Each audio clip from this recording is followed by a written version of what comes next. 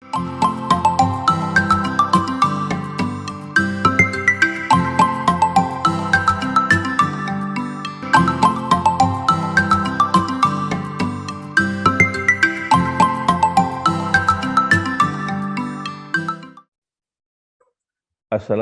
warahmatullahi wabarakatuh. Nama saya adalah Dodi Pernadi, dosen Fakultas Ilmu Komputer dan Teknologi Informasi jurusan Sistem Informasi Universitas Gunadarma. Bidang keahlian saya adalah Sistem Informasi, salah satunya adalah konsep sistem informasi. Mata kuliah konsep sistem informasi diberikan bagi mahasiswa S1 Sistem Informasi Universitas Gunadarma dengan bobot 2 SKS. Pada kesempatan ini, saya akan menjelaskan metode pembelajaran yang saya terapkan pada kelas sistem informasi, yaitu DIA, Delivery, Interaction, dan Assessment. Sebelum saya menjelaskan lebih lanjut mengenai metode DIA ini, saya akan menjelaskan deskripsi singkat mata kuliah konsep sistem informasi. Dengan mengikuti mata kuliah konsep sistem informasi ini, mahasiswa diharapkan mampu menguasai pengetahuan dan keterampilan khusus mengenai konsep informasi, dan sekaligus menyelesaikan tugas-tugas terkait materi konsep sistem informasi. Dari segi pengetahuan menguasai konsep teoritis sistem informasi, pengelolaan data informasi, sistem informasi manajemen, rekayasa perangkat lunak, dan sistem enterprise secara mendalam, serta memahami nilai tambah yang didapat perusahaan dengan diterapkannya sistem informasi manajemen. Untuk mencapai tujuan pembelajaran tersebut, mahasiswa diberikan topik-topik yang akan didiskusikan selama 14 kali pertemuan dengan menggunakan synchronous learning, menggunakan aplikasi telekonferensi platform yang digunakan adalah Jmeet atau Zoom. Berikut ini adalah materi-materi dalam proses informasi. Yang pertama adalah gambaran secara keseluruhan materi. Kedua, konsep dasar sistem informasi manajemen. Ketiga, peranan komputer, basis data, dan komunikasi data sebagai alat bantu pada sistem informasi berbasis komputer. Lalu yang keempat, konsep dasar sistem informasi dalam organisasi. Lalu yang kelima, konsep informasi dan penerapannya pada rancangan sistem informasi. Yang keenam, struktur dari sistem informasi manajemen dikaitkan dengan aktivitas manajemen dan fungsi organisasi. Lalu yang ketujuh, pengolahan informasi dan otomatisasi perkantoran. Lalu yang kedelapan, perkembangan dari sistem informasi berbasis komputer. Dan yang terakhir 9 adalah proses pengambilan keputusan pada sistem informasi manajemen dalam perusahaan. Selanjutnya, saya akan menjelaskan metode DIA yang sempat saya sebutkan sekilas di bagian awal. Yang pertama adalah delivery. Dalam metode ini, DIA ini yang saya menggunakan student centered learning atau pendekatan yang berpusat pada peserta didik. Model strategi berbasis student centered learning digunakan berdasarkan karakteristik topik pembelajaran yang akan diberikan. Beberapa student centered learning yang saya gunakan diantaranya project based learning, problem based learning, interactive learning. Lalu strategi tersebut saya meyakini dapat meningkatkan pemahaman untuk belajar dan menyimpan informasi. Siswa harus diberikan banyak kesempatan untuk menggunakan strategi pembelajaran yang telah diajarkan melalui instruksi eksplisit. Berikutnya adalah interaksi. Pada bagian interaksi yang saya berikan peluang kepada setiap mahasiswa untuk menggunakan materi konsep sistem informasi dengan berbagai konteks di seluruh area topik yang sedang diajarkan saat itu. Hal itu dilakukan dalam bentuk pemberian stimulus berupa pertanyaan-pertanyaan sederhana sistem informasi untuk dijawab langsung oleh mahasiswa. Seluruh mahasiswa diberikan kesempatan untuk berpartisipasi penuh secara aktif, memperdebatkan konsep dan fakta pada topik konsep sistem informasi. Hal ini memberikan kesempatan pada mereka untuk terus melatih keterampilan dalam menerapkan sistem informasi di berbagai bidang. Mahasiswa diberikan kesempatan untuk berdiskusi dan berkolaborasi sesama teman untuk mendapatkan dan menyelesaikan studi kasus dengan mencari referensi-referensi terkait topik yang sedang dibahas.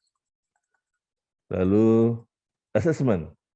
Model asesmen formatif selalu saya lakukan untuk mencari informasi mengenai kegiatan belajar dan mengajar yang sedang berlangsung dengan memberikan umpan balik yang segera. Biasanya saya menilai pemahaman mahasiswa dari sebuah teks, menyimak dan menggunakan hasil penilaian itu untuk memperbaiki perencanaan pembelajarannya yang selanjutnya. Bagaimana saya menilai mahasiswa?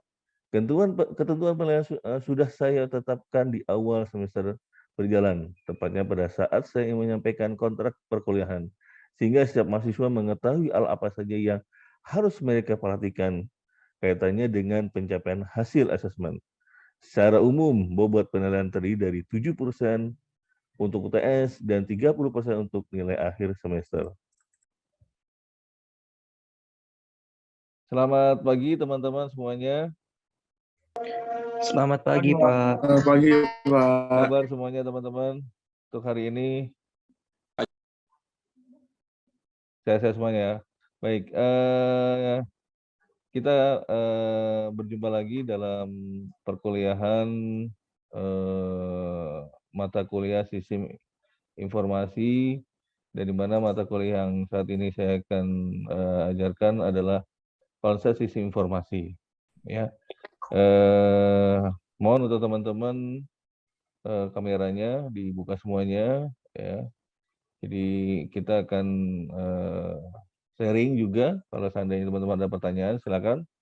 Jadi kita saling informasi, ya. Oke,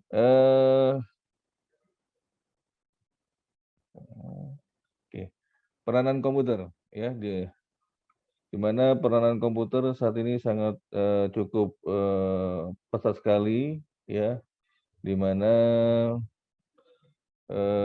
perangkat komputer ini harus bisa difungsikan secara kompak dan bersama-sama dalam melaksanakan tugasnya, ya. Jadi dalam mengolah data dan informasi. Nah, untuk itu diperlukan suatu sistem komputer yang elemennya itu terdiri dari 3 hal, ya. Itu pasti akan ada hardware, ada software, dan juga ada firmware, ya. Dimana untuk hardware itu udah pasti peralatan yang secara fisik yang bisa terlihat dan bisa dipegang lah, ya, contohnya seperti CPU, monitor, keyboard, dan lain-lainnya. Nah, sedangkan untuk yang software, ya, di mana program yang berisi instruksi atau perintah untuk melakukan pengolahan data, ya, contohnya sistem operasi seperti Windows, Linux, ya, program-program lainnya, ya. Dan yang terakhir adalah brainware, di mana peranan dari people-nya atau orangnya, ya, itu atau manusianya yang mengoperasikan dan mengendalikan dari sistem komputer tersebut. Nah, dan dalam peranan komputernya sangat penting sekali, di mana segala aspek kehidupan pasti memerlukan suatu komputer yang akan digunakan, ya. Jadi mau nggak mau peranan komputer sangatlah penting untuk kita gunakan dalam kehidupan sehari-hari. Nah, dasar pemrosesan komputer dan arsitek komputer tersebut ini sangat berperan penting, ya, di mana di situ dasar pemrosesannya adalah ada input, ada proses, dan juga ada outputnya. Sehingga banyak sekali yang kita inginkan untuk pemrosesan dari komputer tersebut, ya. Apa yang kita inginkan dari proses output yang kita inginkan, ya. Dan dari arsitek komputer tersebut ini sangat penting sekali, ya. Ini berkaitan dengan peralatan atau atribut dari komputer yang dapat dilihat oleh programmer. Ya, contohnya aritmatika, teknik mekanisme IO input dan outputnya. Ya. Nah, dalam bidang komputer, arsitektur komputer menjadi konsep perencanaan serta struktur pengkoresan yang mendasar. Ya. Konsep dan struktur tersebut biasanya lebih difokuskan kepada cara kerja CPU serta cara akses data. Ya. Jadi konsep perencanaan serta struktur pengoperasiannya, pengoperasian data dari sebuah sistem komputer. Ya. Arsitek komputer juga dapat diartikan sebagai ilmu yang mempelajari tentang cara menghubungkan berbagai komponen perangkat keras hingga terbentuklah sebuah komputer. Ya. Jadi yang tadi saya jelaskan ada hardware, ada software, dan juga ada brainware. Ya. Itu salah satu arsitek di mana 3 hal tersebut harus ada. Karena kalau misalkan hanya satu saja tidak akan bisa berjalan untuk proses dari komputer tersebut. Ya. Oke, ada yang tanyakan? Nah, ini dasar penulisan komputer yang tadi sudah dijelaskan. Kalau yang tanya silakan ya, boleh. Jadi interrupt langsung teman-teman tanyakan saja. Nah, ini dasarnya ada input, ada CPU, ada unit pengendali, penyimpanan primer, ALU, unit output, dan penyimpanan sekunder. Ya, ini penjelasannya. Nah, dari CPU-nya sendiri ini bisa dibagi-bagi, ada unit pengendali, ada unit penyimpanan primernya, ya informasi outputnya, ya aritmatik dan logic unit, ada data inputnya. Nah, dari unit penyimpanan primernya ini ada unit penyimpanan sekunder. Jadi ada backupnya lah, ya. Dari CPU di dalam tersebut, ya. Ini dari data yang kita input, ya, dari data yang kita inginkan, lalu diproses oleh unit penyimpanan primernya, ya, dan menghasilkan informasi outputnya. Nah, selain itu ada unit penyimpanan sekunder, artinya backup dari jika memang unit penyimpanan primernya sudah melampaui batasnya. Ya. Oke.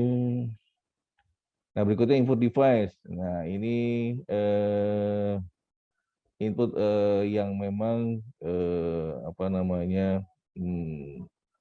di luar dari peranan komputer tadi, ya. Ya, jadi tambahan dari input device-nya antara ada keyboard, ya, ada pointing device-nya yang sehari-hari kita mau gunakan, ya, atau ya kita kalau seandainya mau tambahan itu bisa, ya. Pasang scanner juga kalau seandainya memang kita perlukan, ya. Lalu ada sensornya kalau memang kita perlu tambahan, ya. Dan memang di sini ada tambahan voice recognition-nya. Oke.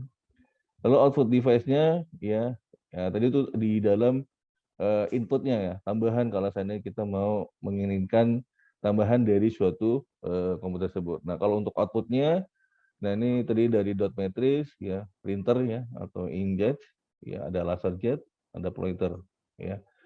Ini untuk menghasilkan apa yang kita inginkan, ya, baik itu tulisan ataupun gambar bisa kita cetak, ya, melalui device output device ini. Nah, selain tadi ada hard copy-nya, ada juga soft copy device seperti speaker, ya. Lalu ada tambahan untuk ini untuk penampilannya, ya. Baik kalau yang lebih tipisnya ada liquid crystal display, ya, LCD. Lalu untuk cathode ray tube-nya, ya, ini tambahan juga, ya, soft copy device-nya. Oke. Itu contoh dari output device, ya, ini salah satunya. Ya, jadi Di antara tambahan tersebut ya banyak sekali, nggak hanya ini aja yang saya tampilkan. Mungkin kalau teman-teman di rumah apa namanya mempunyai hal yang lain ya, itu bisa sebagai input ataupun output device ya. Oke. Ada yang tanyakan? Kalau tidak, saya lanjutkan. Cukup jelas, Pak. Ya, oke. Nah, masuk sekarang ke software. Tadi kita membahas perangkat kerasnya, ya, dari CPU yang ada, ya. Sebenarnya banyak sekali CPU yang kita akan jadi, tapi mungkin karena waktunya tidak cukup, ya. Kalau mungkin kita bahas dalamnya, ya mungkin bisa seharian untuk kita menjelaskan. Karena CPU itu banyak sekali ya. Otaknya sendiri adalah microprosesor, itu juga banyak sekali yang penjelasannya. Selain microprosesor ada juga bagian-bagian dari si CPU tersebut. Tapi yang penting di sini saya menjelaskan apa yang sering banyak digunakan dalam peranan komputer tersebut. Lalu masuk ke software, ya. Software komputer itu bagi dua, ada sistem softwarenya, ada aplikasi softwarenya. Di mana sistem software tersebut terdiri dari sistem operasi, ada translator atau compiler, dan program utility. Nah, sistem operasi ini ada Windows, ada Unix, ada Linux, ya, dan sebagainya.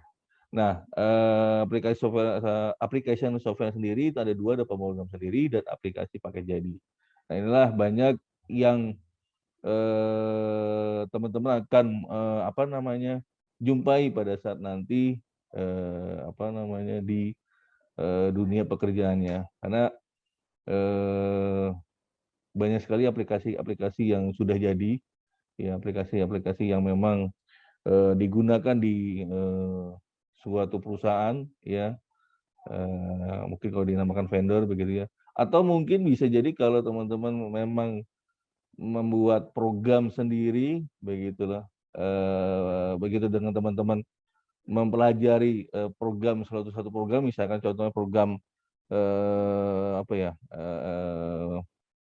akses gitu ya, teman-teman pelajari dan membuat suatu program begitu, dan program itu jadi dan banyak digunakan ya di suatu perusahaan atau perusahaan yang lain, atau menjadi sebagai program yang memang program salah satu program unggulan begitu, itu sangat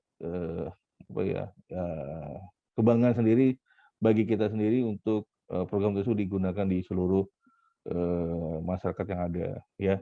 Jadi artinya peluang yang banyak teman-teman bisa digunakan adalah di aplikasi software ini, ya. Nah, kalau untuk sistem tadi, software tadi ini memang sudah melekat. Jadi suatu sistem komputer yang akan dipakai pasti akan melalui sistem operasi, lalu translator atau compiler dan program utility-nya. Itu sudah melekat pada saat kita akan men-setting atau menggunakan komputer. Karena tidak akan bisa kalau tidak ada sistem softwarenya, kalau seandainya teman-teman untuk menggunakan komputer tersebut. Yang paling mudah sekali ya saat ini adalah Windows, ya. Ya, pada saat kita beli atau mungkin teman-teman merakit begitu ya. Nah, pada saat udah jadi hardware-nya, ya software pasti akan diisi menggunakan Windows misalkan. Ya, disetting dulu Windows-nya. Itu namanya sistem operasi. Terus compiler-nya seperti apa dan program utility-nya apa aja. Nah, jadi itu sangat, ya artinya ya sangat diperlukan sekali bahwa sistem software-nya itu sangat digunakan pada saat pembuatan komputer. Ya. Oke. Lalu berikutnya ada database dan file access. Database apa sih? Ada yang tahu, teman-teman? Data. Apa data? Boleh ini teman-teman yang bisa jawab? Ini sudah jadi ini file access. Maksud saya software udah jadi, hardware udah jadi, komputer udah jadi gitu ya. Nah, sekarang masuk ke database-nya. Kalau ada file access, apa tuh artinya? Dalam pikiran teman-teman, apa sih data itu? File itu apa sih file? Apa? Untuk apa nih? Data. Ada yang Pak, ini? kumpulan data yang terorganisir dan tersimpan secara elektronik, Pak. Oke, betul sekali ya. Jadi database itu adalah penyimpanan ya yang bersifat elektronik yang dinamakan dengan file ya. Jadi pada saat kita gunakan itu di depan itu ya kita buka komputer lalu kita buka Explorer gitu ya. Nah, itu file-file itu yang ada di dalam itu namanya file-file. Ya. Jadi file-file bisa disimpan di komputer tersebut. Nah, di dalam file itu sebelum di file itu ada foldernya untuk membuat tempat penyimpanan penyimpanan data-data yang ada. Nah, kalau kita kupas, kalau dibuka begitu ya, ini sistemnya seperti ini, ya file-filenya. Jadi ada masternya, yaitu database management system atau DBMS lah ya. Ini di dalam hardware tersebut ada namanya file-file atau basis data tersebut. Nah, ini ya. Dan di dalam CPU-nya ini ya berupa data-data, di dalamnya ada data-data yang akan masuk ke hardware dan akan terlihat di monitor ya dengan bantuan dari sistem operasi tersebut. Nah, itu maksudnya database dan file aksesnya ya. Saling berkaitan, saling mendukung dari database dan file akses tersebut.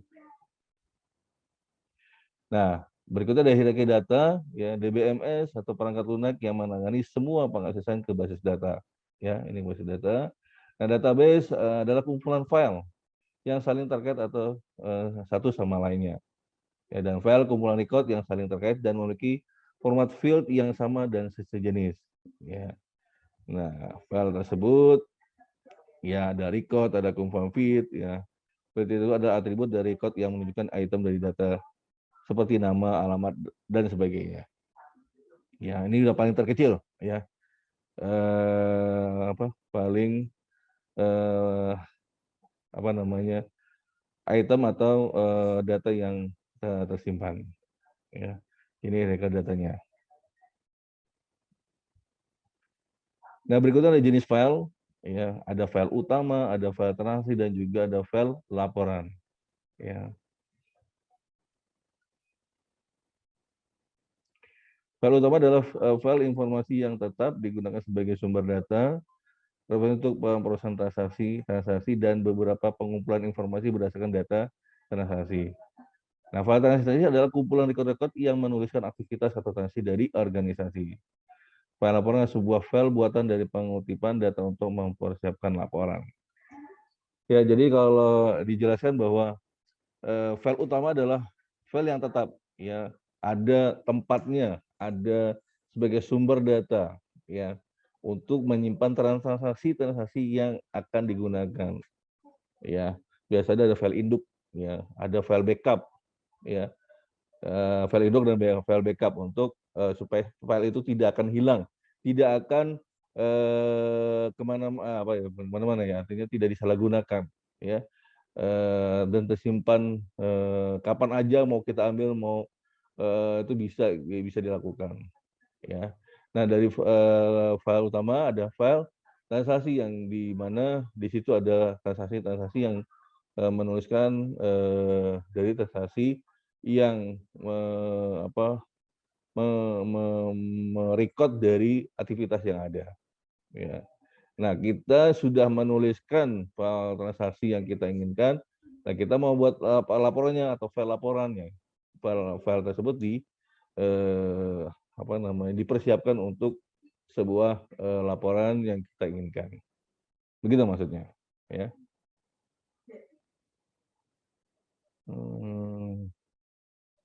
10 menit lagi, kita cepat aja ya. Ini juga masih banyak. Masih 10. Aduh. Ini apa nih?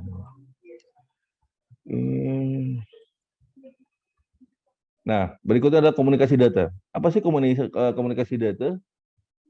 Ya, komunikasi antara komputer satu dengan komputer lainnya. Ya. Jadi merupakan proses pengiriman informasi, ini kalau digambar ya. Ada pengirim, ada penerima. Masih di antara dua dua komputer lah ya, menggunakan kode ya, atau kode biner ya, melatih saluran transmisi dan perangkat ya, ya biasanya antara komputer dan komputer ya, lalu terminal atau komputer dengan peralatan yang lain. Oke.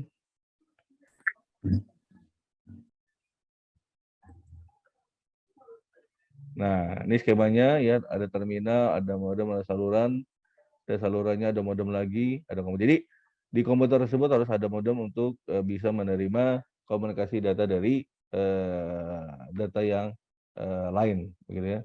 Jadi sama-sama komunikasinya menggunakan modem. Ya. Nah, perangkat keras komunikasi ini ada media transmisinya, melaksanakan fungsi transmisi dalam berbagai contoh.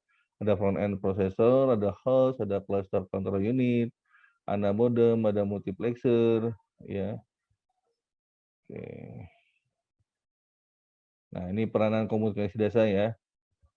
Ini sangat penting sekali, di mana manfaatnya banyak sekali ya, buat sharing, data sharing, program sharing, device sharing, hubungan dengan sistem yang berbeda, ya, paperless dan sebagainya.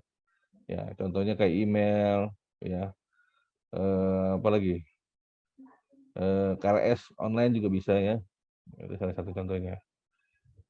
Nah, model data merupakan suatu cara untuk menjelaskan tentang data-data yang tersimpan dalam basis data dan bagaimana hubungan antara data tersebut untuk para pemakai secara logik. Atau model data merupakan sekumpulan konsep untuk menerangkan data, hubungan antara data dan batasan-batasan yang terintegrasi di dalam suatu organisasi. Nah, jenis model data ini adalah model data berbasis objek, ya, model data berbasis record, dan model data fisik. Ya. Objek merupakan himpunan data, ini penjelasannya ya, dan prosedur atau relasi yang menjelaskan hubungan logik antar data dalam suatu basis data berdasarkan objek datanya. Terdiri atas entity relationship model, semantic model, dan binary model. Kalau berbasis record, model ini berdasarkan record atau rekaman untuk menjelaskan kepada pemakai mengenai hubungan logik antara data dalam basis data. Dari hierarchical model, network model, dan relational model. Dan model data fisik adalah model ya, ini digunakan untuk menguraikan data di tingkat internal atau menjelaskan kepada pemakai bagaimana data-data dalam basis data disimpan dalam media penyimpanan secara fisik. Model ini jarang digunakan karena kerumitan dan kompleksitasnya yang justru mengingatkan pemakai. Ini contohnya unifying model dan frame memory. Oke, itu aja yang ingin saya sampaikan untuk mata kuliah proses informasi untuk hari ini, di pagi hari ini.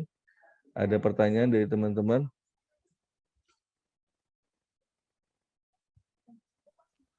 Cukup jelas, Pak. Ya, oke.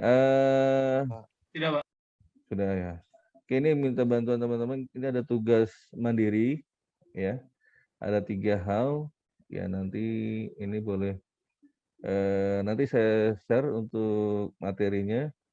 Lalu saya juga tugas mandirinya. Nah, nanti ini tugas masing-masing dan dikirimkan jawabannya ke Google Drive saya paling lambat tanggal 23 Juni 2022. Ya, yang pertama jelaskan mengenai fungsi dari perangkat lunaknya, software tadi. Jelaskan mengenai hierarki database yang dari hierarki data. Dan berikan contoh mengenai peranan komunikasi data. Ya, sangat mudah sekali. Oke, ada pertanyaan dari teman-teman? Oke, cukup untuk hari ini. Terima kasih teman-teman yang sudah mau join pada pagi hari ini. Terima kasih banyak. Semoga